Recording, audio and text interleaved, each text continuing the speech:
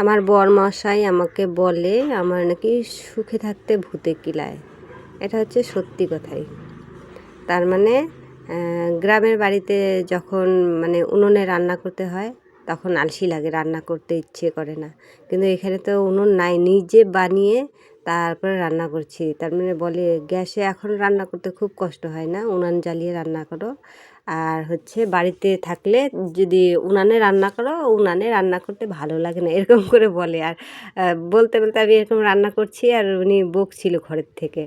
তার ভয়েসটা শোনা যায়নি, আমি ভয়েসটা অফ করে দিয়েছি। আর তারপরে দেখবে বারান্দায় এসে আমাকে কী বলছে, আমার সঙ্গে মানে ঝগড়া করছে। কালি মাজতে ভালো লাগে, পরিষ্কার বাসনগুলো কালি করে ফেলো, এগুলো তোমার কষ্ট হয় না ঘষতে, এরকম মানে নানান কথা বলছে। কী করবো বন্ধুরা, দেখো আমার না উনানে রান্না করা খেতে ভীষণ ভালো লাগে। বাড়িতে গিয়েও রান্না করি, আমি তো বলি না আমি রান্না করতে পারবো না, কিন্তু হচ্ছে বাড়িতে গেলে ধরো এখানে ধরো শখের বিষয় রান্না করছি, তো হঠাৎ 1-2 দিন। কিন্তু বাড়িতে তো রোজই করতে হয়, তখন তো একটু আলসি লাগবে। আর রোজ ধরো উনুনে রান্না করা, তারপরে কালি বাসনগুলো মাজা, এগুলো মাঝে মাঝে হয়তো কোনো সময় বলে ফেলি যে আমার ভাল লাগে না, তো এখানে গ্যাস আর না, গ্যাস আছে ঠিকই, কিন্তু তা বাড়িতে গিয়ে না সবাই ওদিকে সবাই উনুনেই রান্না করে, গ্যাসটা থাকে চা ঠা বানানোর জন্য।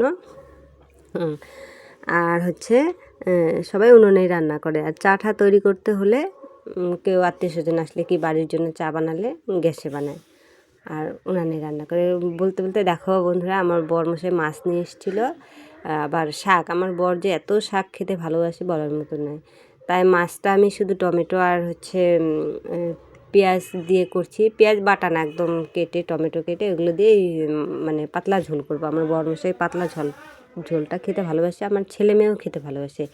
মাছের সবজিতে যদি মানে মাছের ঝোলে যদি কোনো সবজি থাকে ওরা খেতে চায় না, আমি শুধু এরকম করেই মাছের ঝোলটা বেশি করি। হঠাৎ কোনো সময় সবজি দিয়ে করি, আমার ভালো লাগে খেতে, কিন্তু ওরা খেতে চায় না। ওদের এরকম সবজিটা করে দিলে ভীষণ ভালো পায়।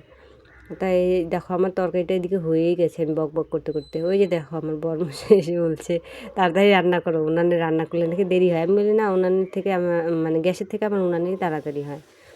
তারপরে দেখো আমার মাছের ঝোলটা তো হয়ে গেল। তারপরে এখন মাছের মাথাগুলো দিয়ে শাক ঘন্ট করব। এর আগেও আমি একদিন দেখিয়েছি শাক ঘন্ট, হচ্ছে বথুয়া শাক। আজকেও বথুয়া শাক, সেদিন ছিল সঙ্গে সর্ষে শাক, আজকে শুধু বথুয়া শাক দিয়ে মাছের মাথা ঘন্ট করব। এর মধ্যে তেজপাতা, আদা, জিরে, শুকনো লঙ্কা ফোড়নে দিয়ে মাছগুলো ভেজে নিচ্ছি। তারপর ওর উপর শাক দিয়ে ভালো করে শাকটার জলটা শুকিয়ে নিয়ে তারপর একটু চালের গুঁড়ি দিয়ে ঘন্টটা নামিয়ে দেব। তাই হচ্ছে আমার বরের কথা শুনে আমারও একটু মানে কেমন লাগছিল, যে সত্যি কথাই তো বলছে, আমি এখানে নিজের ইচ্ছায় কালিকুলি বানাচ্ছি, আমার তো কালি করার দরকার নেই। এই দেখো, এদের বলতে বলতে আমার এইটি মানে ঘন্টটা হয়ে গেছে, এখন নামিয়ে নেব।